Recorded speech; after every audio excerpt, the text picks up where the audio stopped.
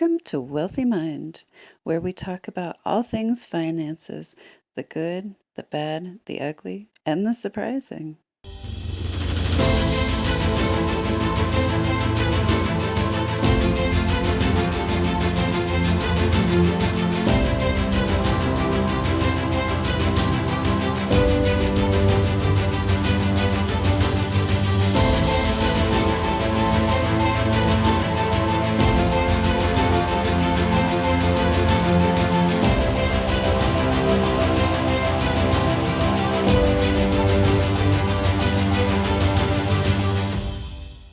Welcome to Wealthy Mind Podcast. I am your host, Misty Rose Gold, and today I have with me Bill Haase. Hi, Bill. Good morning. How are you? I am great. How are you? I'm doing awesome. Thank you. Wonderful. Well, I am so excited for our conversation today. You have such a gem to share with the audience. Well, we've had some good conversation. Yes, definitely. Before we get started on that part of it, what is your background? Well, primarily financial background, 38 plus years now. As I mentioned, I spent 20 years in the trading pits of Chicago, doing everything: stocks, bonds, options, futures, S&Ps, currencies, interest rate futures. I spent 16 years in, which was the most, and advised international banks on how to protect U.S. dollars and foreign banks from regulatory changes, currency fluctuations, interest rate fluctuations, pandemics, wars, whatever came up. Okay, so you're a money guy. Got it. Awesome. You have a very interesting background. So, Yeah. what was the number one thing that you learned in the pits, the trading pits? Uh, well, you learn a lot about people, right? We're dealing with the world's Mhm. largest egos, but also I learned about economics globally. Mm. How what happens here affects the rest of the world, especially interest rates. Mhm. It affects everything, right? All of your loans, your credit cards, your spending habits, it affects everything. Sure. But that's And right. you learned how to deal with egos. And I learned how to deal with some very big egos, and and I enjoy dealing with big egos. It can be a fun game. Yeah, yeah, they can be a lot of fun. I, if I had to pick between somebody who is super insecure versus somebody with a massive ego, I'd rather deal with the massive ego. You know what? You might also find they're both one and the same. Yeah, I was thinking that too. Like, Yeah. it's the insecurity that drives the massive ego, but they don't present as insecure.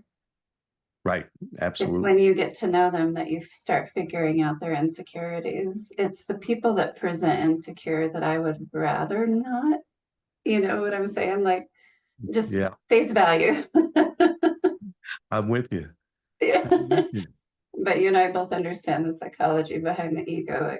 It's a lot of insecurity that creates that. So, anywho, Mhm. when we spoke before, you said something that just floored me. Do you want to share that little tidbit with the audience, please? Yeah, I made a comment that it did floor you, and it has grown exponentially since I uttered it out, and that was that money is the easiest thing to take control of. And I asked, so why don't people do it? Yeah, say it again. Money, what?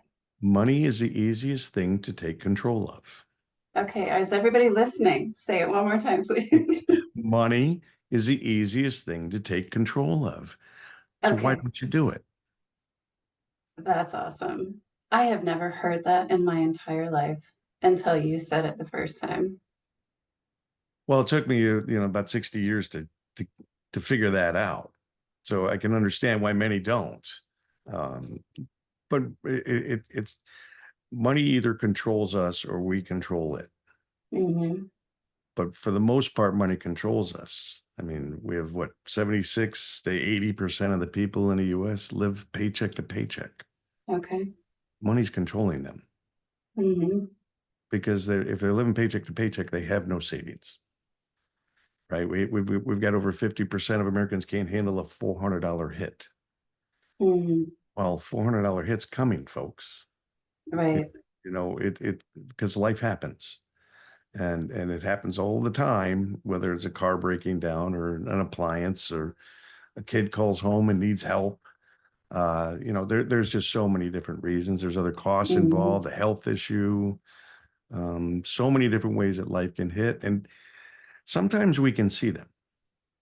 So, for instance, they're calling for 25 hurricanes this year in the U.S. We Mhm. normally have about 14, and 7 of them get named. So hurricanes cause a lot of damage. Insurance companies have to pay money out. They're Sure. like us. We don't like to pull money out of savings and give it to anybody. Mhm. So they want to fill their coffers up. So you can bet if we have a lot of hurricanes this year, we're going to get higher insurance rates. I do know that at least the housing insurance has gone up here in Colorado. Not the auto so much, but the housing has. Yeah, I mean, and how many hurricanes you see in Colorado? Not many, right? I mean, we don't see a whole lot here in Illinois either. We've had Right. some pretty massive storms, and I've got a pond in my backyard I didn't have 2 days ago, but it affects the whole country. Mhm. And so, and here's a way to look at it. Do you pay monthly? Because if you pay your insurance monthly, that means any given month they can raise your rate. If you Mhm. pay annually, they're only going to raise your rate on your due date, on your annual date. So, but it can be significant. Mine last year was 42% increase, um, Wow, that's which significant increase. what it is an alarm that says go out and look for other insurance, right? Uh-huh. And go find somebody else because insurance companies, like many financial companies, they believe you're going to get comfortable with them and you're never going to leave. Mm, And people don't like change, right? And they right. don't want to go through. I think there's a commercial on TV now. He goes, the guy says, I love shopping insurance. He goes, not really, or no, one does. Nobody does. Oh Uh, no. but you know what? When you feel enough pain, then you'll do something about it. Sure. And that's the same thing financially. Yeah, so let's talk a little bit more about money is the easiest thing to control. Now, when you were talking about people live paycheck to paycheck, my first thought was money is also in control of their emotional state and maybe their mental state, Oh, absolutely, without right? question. It So, controls your health, your relationships, your mhm, productivity. It can have effects everywhere. from your perspective, how does money or the misuse of it or bad use of it control somebody's emotions and or mental health? Eh, you know, um, we don't take control of it because we don't know about money. We were never taught it. After the trading pit days, I went on to be a financial advisor for a period. Mm, Um, I didn't like it because I would explain to people strategies and ideas for portfolios, and they would shake their head. Yeah, I get it. And they didn't get it. They were deer staring in the headlights. mm, And so I thought, I can't sell them products and put them in positions they don't understand. Why don't I go out and teach them? So that's what I've shifted to. But controlling money is as simple as a budget. Just here's what I have every month that I bring mhm, in because that remains pretty constant. I mean, you might work overtime if you're on hourly wage and such, and it might fluctuate a little bit, but not a lot. Here's my hard costs or my fixed costs, my rent, my mortgage, my car payment, things of that nature. And then you have your variable costs, credit cards, utilities, things of that nature, unless you're on a mhm. plan where it's the same every month. But it's the third category that gets us all, and it's called the incidentals. That's where we that's where we spend money we don't want to know about. $150 a month on Starbucks. You know, Right. I don't want to know that I spend that much money on Starbucks. I mean, I don't go to Starbucks, but but those are the things we don't keep track of, and that's what takes our money away, because everything and everybody out there is looking to take your money. everybody's selling something, right? Mhm. And it's whether it's on the media, social media, TV, it doesn't matter. You go to the store, sale. Well, Yes. okay, sure, it's 20% off, but they're still taking $100 out of your pocket, right? It might be $120, you're saving $20, but you spent 100. Uh-huh. Yep. You know? I've caught that so many times. It's like, oh, you need to buy this to save this. And then I'm like, wait a second, do I really need to spend that money? Or I love Starbucks, guilty as charged. So I go to Starbucks on the weekends. During the week, I make my own drinks because I'm smart. And it's okay to spend money on incidentals on your Uh-huh. things. But here's the thing. People don't want to do a budget because sometimes maybe they don't know where to start, or it's too obvious, it's too easy, but but we don't, because we don't have a financial mindset, we don't even think about it. And it's when I was an advisor, I'd speak in front of groups, and I used to always say that there's two things I know spouses almost never talk about, and that's money and sex. I'm here to Yep. help you with one of those. It would break up the room because you're talking about finance, and people are already have in their minds, this is boring. I don't understand it. So you try to break it up a little bit, but the reality is if spouses aren't talking about it, they're not teaching their kids, and it just perpetuates generation to generation. So Yep. we have no real, for the majority of us don't have any, even people in the finance world don't have financial literacy down. I'll be honest, I spent yesterday Mm. afternoon Googling two things: financial planner and financial advisor. Mhm. Was really, really interesting to learn what I learned. And what I learned was that even the own industry can't define itself. Well, it needs to because there's different levels of certification that people get to be able to call themselves an actual financial advisor.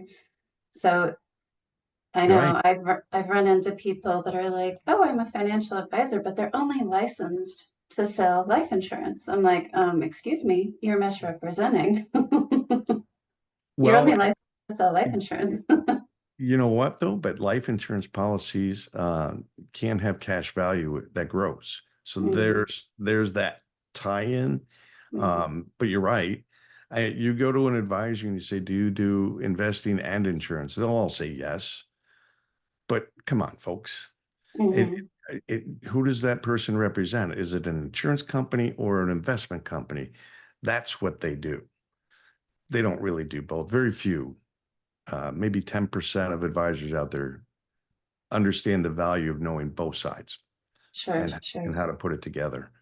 So that was a big one for me when I was an advisor, to combine the two and to make a stronger portfolio. That's what when we had, gosh, I don't even have pensions. Mhm. Excuse me. Pensions were made up of insurance and Mhm. investments. Why don't we have pensions anymore? Well, because that was too hard. We're just going to say, here's a 401k, you do it. Now you're Okay. responsible for your own self. And everybody Mhm. looks at it and goes, I don't have a clue what to do. Yeah, I was an underwriter processor of loans at Bank of America, and I was probably doing 30 to 40 people's 401ks for them. Mhm. Because nobody had a clue what to do, what to pick. Sure. Um, and, And and most of us don't. I mean, clearly, that's one of the reasons why I have this podcast is because it helps to educate the public on things that we just don't know. We're not taught all this stuff about money and how to take control of it. And wait, what? It's the easiest thing to control? Huh? well, Excuse me? so the interesting part is, and why I say it's the easiest thing to take control of, we'll go back to this budget. Okay, here's what I bring in every month. Here's my fixed costs, my variable costs, and my incidentals. It's not about putting that together on paper. It's about doing it for 15 minutes every month. Write out your bills. And what you'll do is you'll start seeing trends. Mhm. When certain times of the year that cost more, you know, oh, now you know what money you have left over that you can use, and you can determine how do I want to use it instead of just randomly spending it. Hmm. So that's what I mean about taking control. Then you now know where your money is going. You know what's left over. You know what you want, right? Because there's what did they say? If 50-30-20 rule, 50% goes to hard costs, 30% goes to um, debt repayment, 20% goes to savings. Um, Trust me, those rules are just, it's all marketing stuff. It's Okay. what works for you.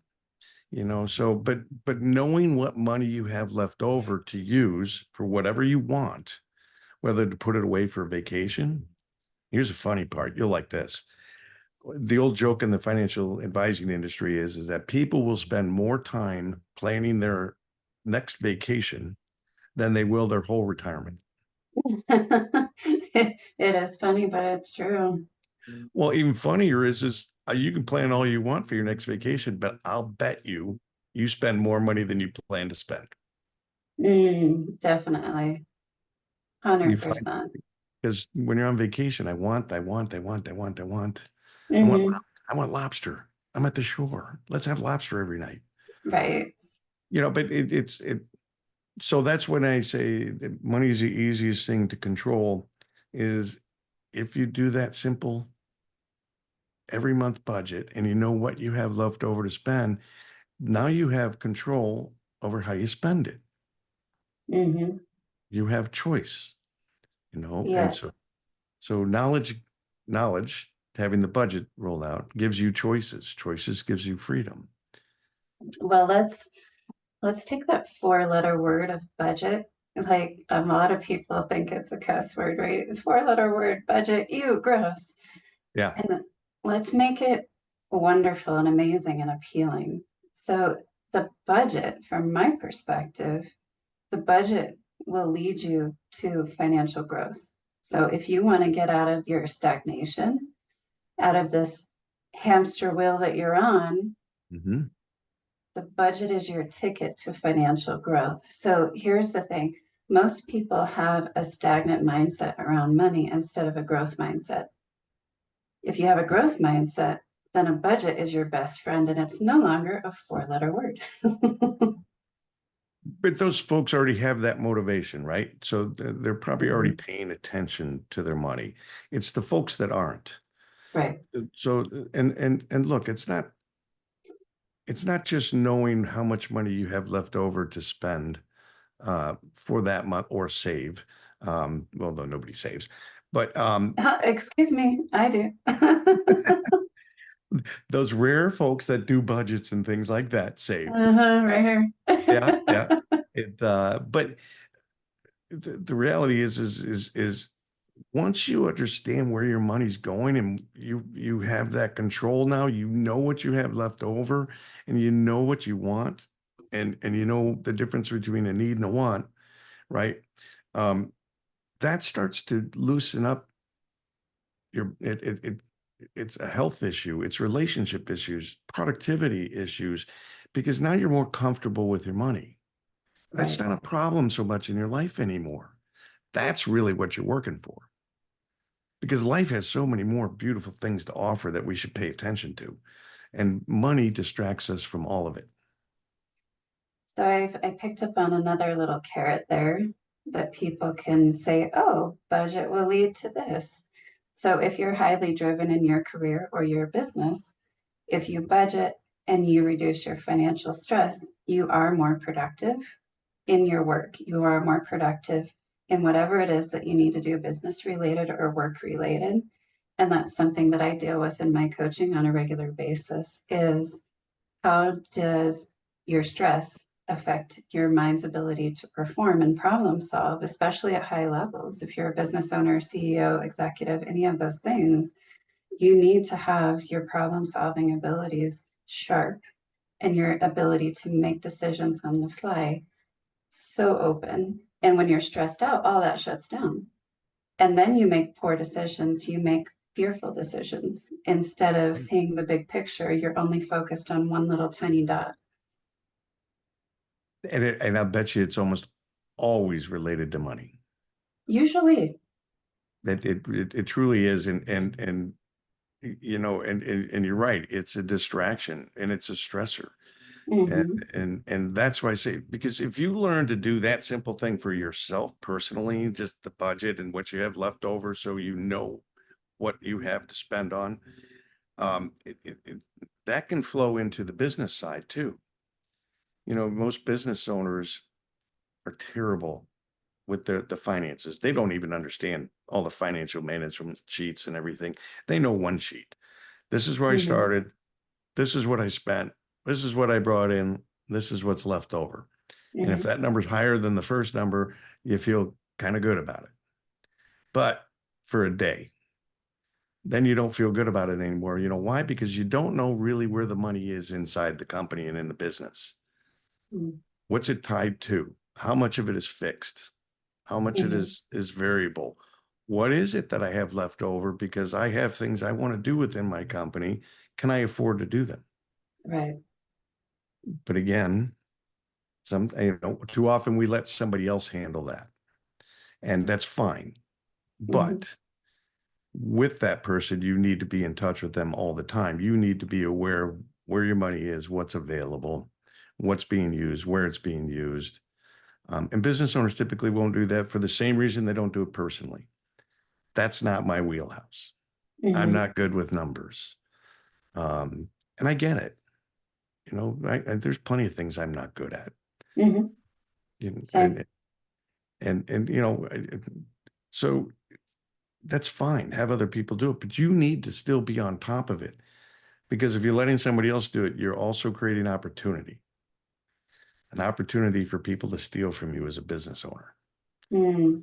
And I can tell you all kinds of stories about that. Yeah.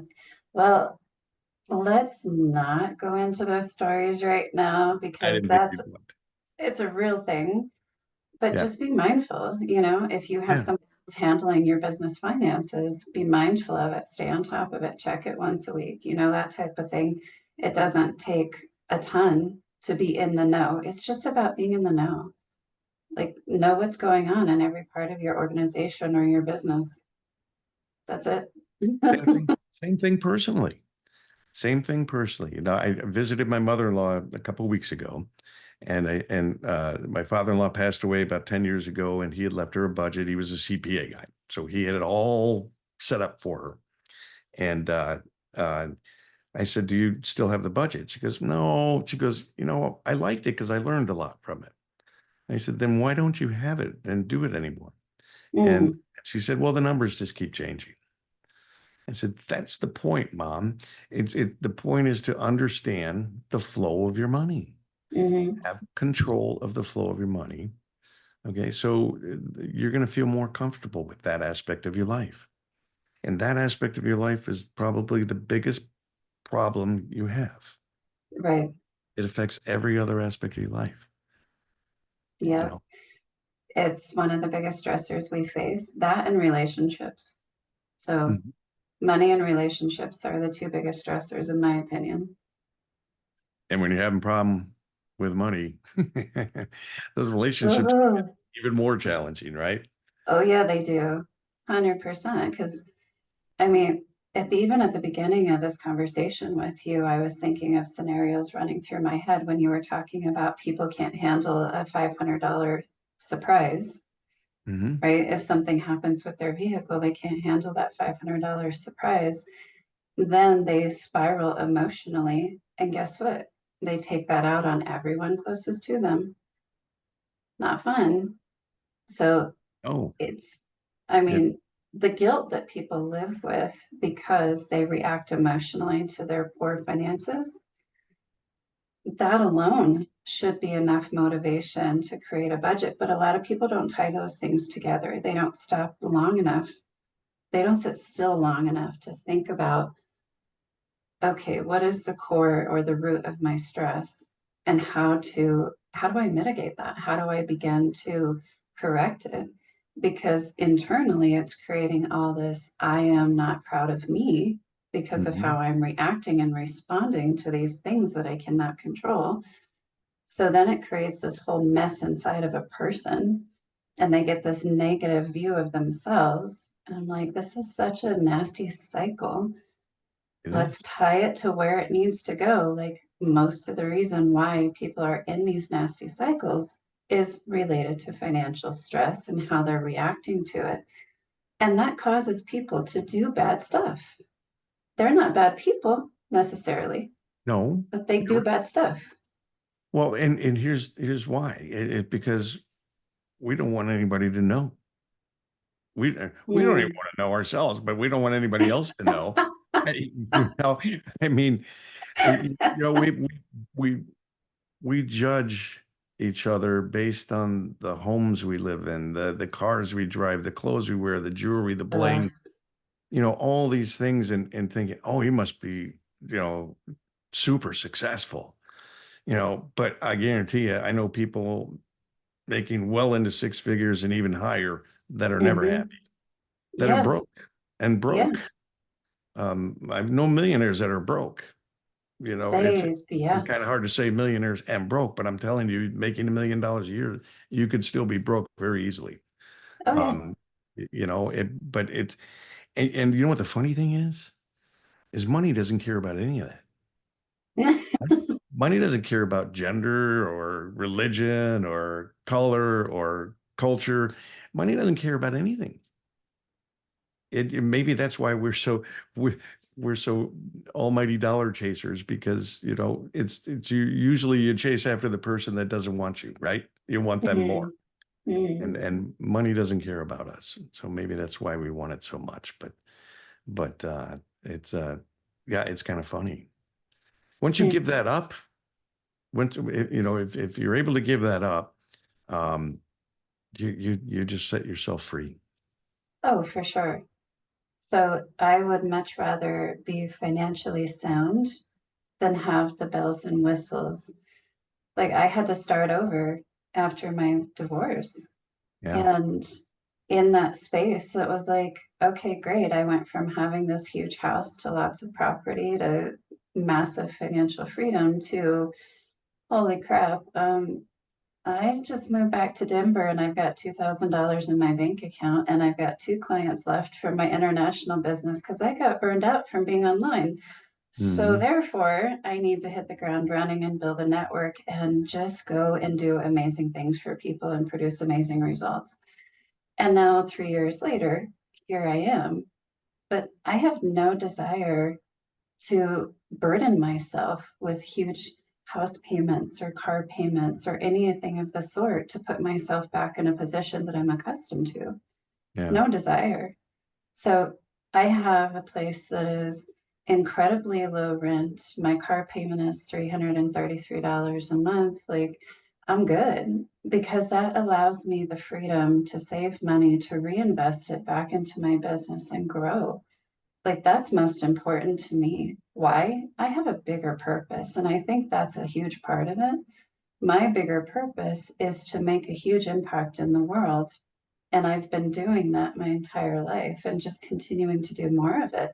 So that bigger purpose makes me set up different boundaries or make certain sacrifices in order to achieve a greater outcome.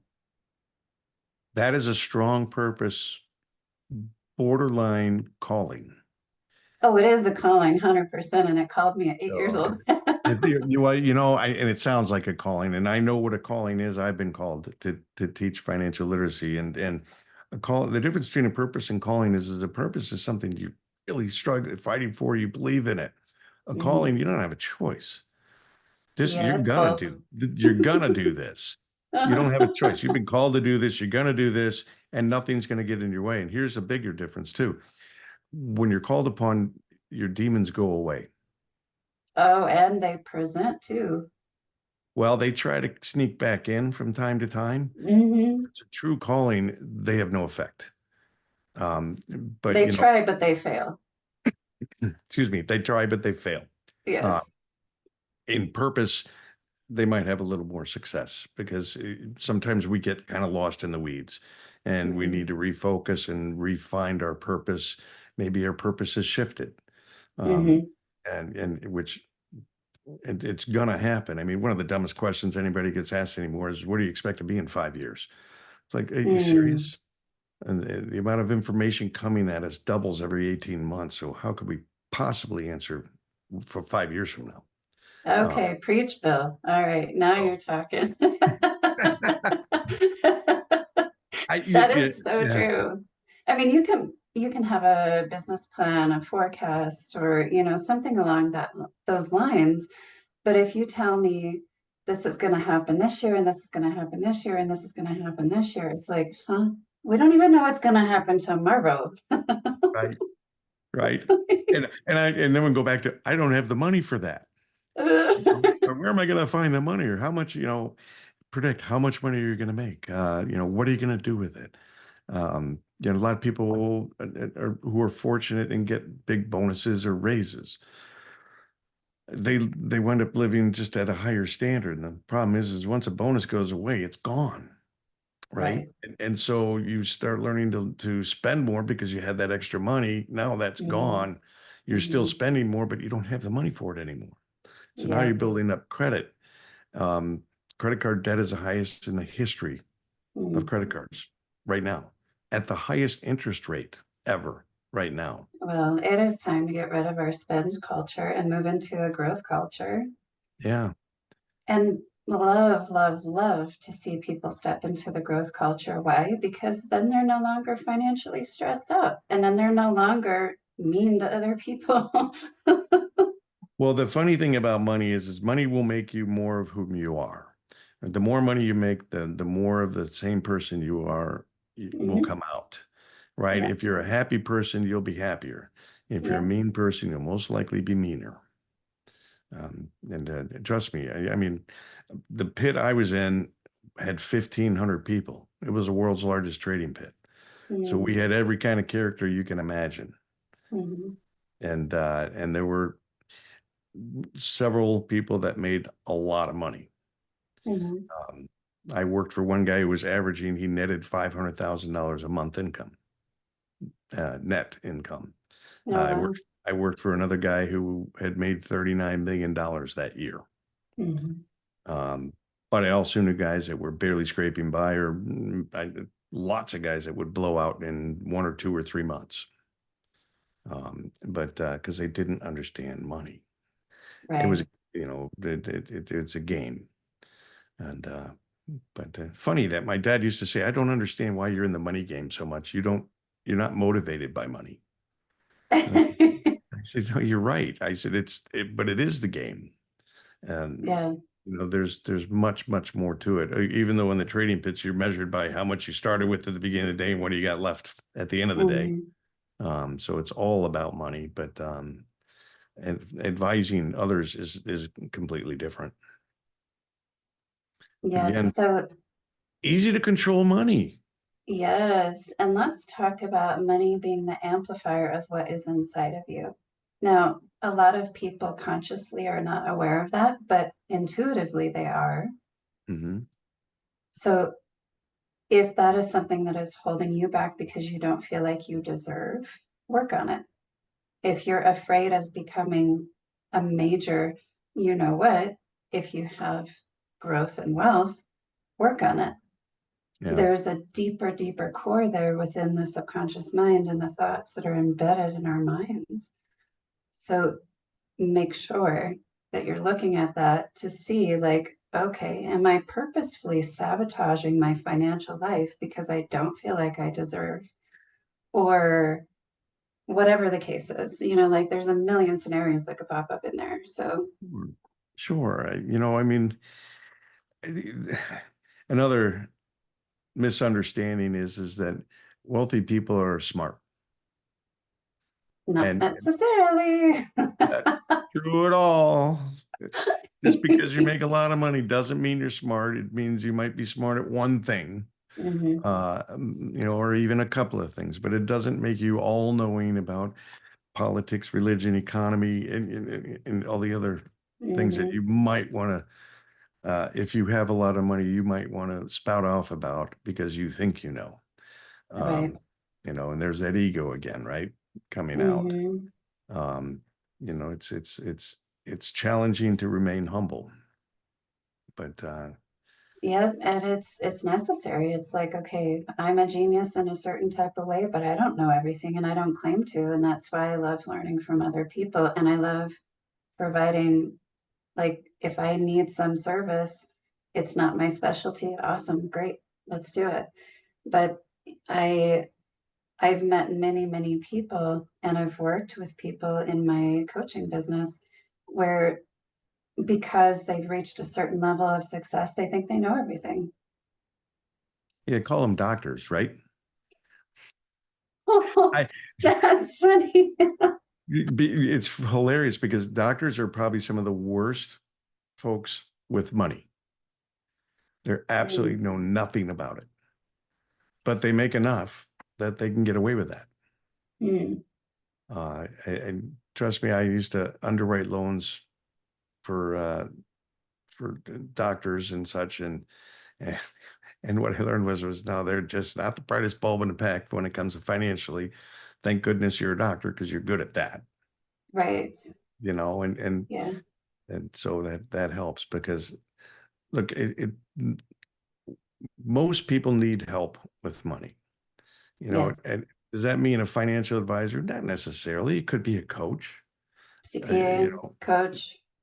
it just could be somebody you know. I mean, if people say, "How do I even find a financial advisor and pick one out?" Well, that's hard because picking a good one, that's Hmm. really, really hard to do because there aren't Yeah. that many. There aren't. Well, a lot of people think that financial advisors are all the same. No, they're not. You Mm-mm. need to interview them because they're all different. They all have different belief systems. They all use different products. They're all different. So make sure that you're interviewing at least 10 of them and find the one that works best for what your desired outcome is. And do they fit your personality? Right. And do they care? Do they, because, most financial advisors will say, well, I need to get to know you before we can start working on a plan. I need to know your family, your background. What are you looking for? What's your risk Hmm. tolerance? Risk tolerance is huge because that's by law. So, and then you get those, well, we're fiduciary. Well, glad you could catch up because we've been that way for decades.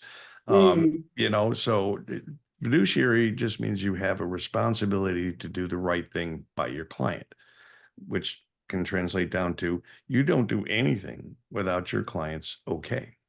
Hmm. And so that's truly being fiduciary, but it's challenging. So you can go talk to people that you know and respect, and that you believe are financially sound, and say, hey, do you have an advisor you work with, Hmm. or a financial planner? The difference between a financial planner and a financial advisor is a financial planner paid ten to $20,000 to go through a program to learn how to be a financial planner, which is really the same thing being taught to a financial advisor. Hmm. It just you cram it all into a few months versus over a couple few years. Hmm.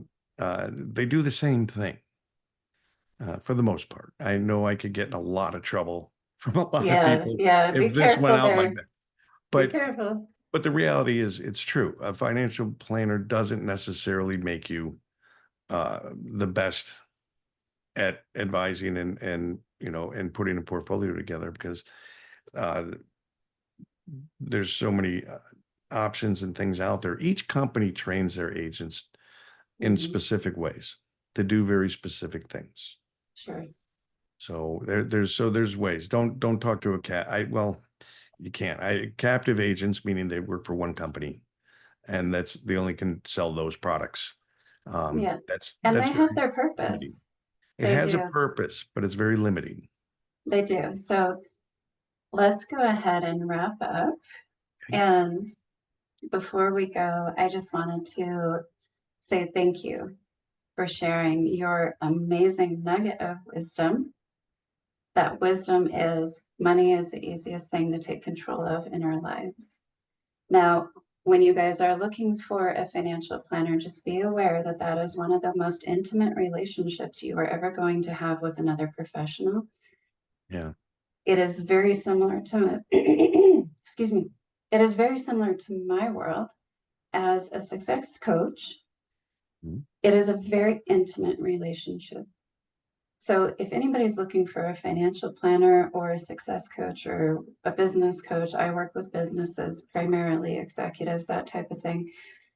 You need to make sure it's the right relationship. You need to make sure that you want to go the distance with that person. It's not just throwing your money at a financial advisor and say, here, go play with it and make me money. Hey, It is a very intimate relationship, and they are dealing with the most sensitive subject in your life. So be careful. very Do true. your work Very and true. interview with them. They're going to interview you too to see if you're a good fit for them. Mhm. Yeah. Because it's, again, we if you find an advisor that's taking everybody who comes at them in, that's Hmm. not a good advisor. It's like any other sales process. If the relationship isn't good, then don't get involved in it, Right.